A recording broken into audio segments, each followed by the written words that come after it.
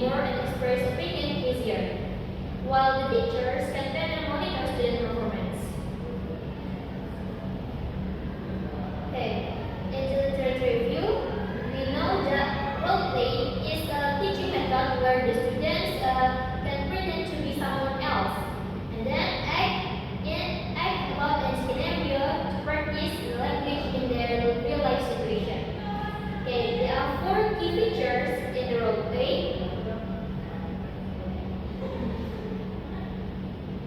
The first one is take on a different role-play, different roles. So the student takes on different characters of roles, stepping outside their usual identity. And then they are simulate real-world situations that students might encounter in actual English-speaking context. And then the third one is encourage creativity and interaction. So the students' spontaneous thinking and spontaneous meaningful interaction between the participants. And then the last is make the learning more engaging. So role-play makes the learning process more engaging, memorable compared to the traditional methods. So there are 2 research questions in the study. The first one is what is the effect of learning speaking skills using the role-play method on improving student speaking achievement?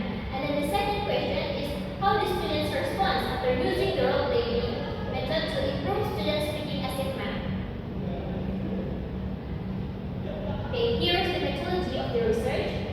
So, in the research design, so there is research using quasi-experimental about pretest and post-test control group design. So the participant of this research is students grade 7 at SMP Radin Rahmat Wonosobo.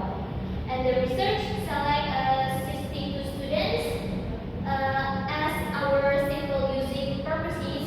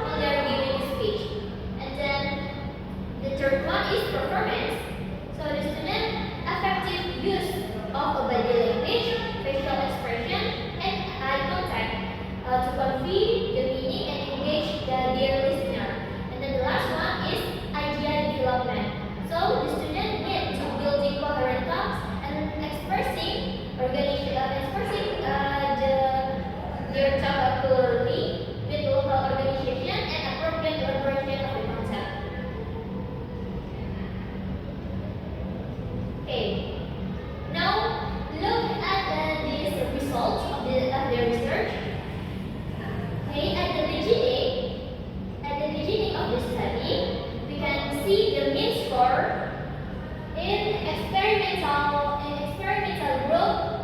The mean score got 69.65, and then the control one got 65.29. So both of these groups stayed with the similar villages. Okay, there is a 4 gaps between the mean on the pretest result.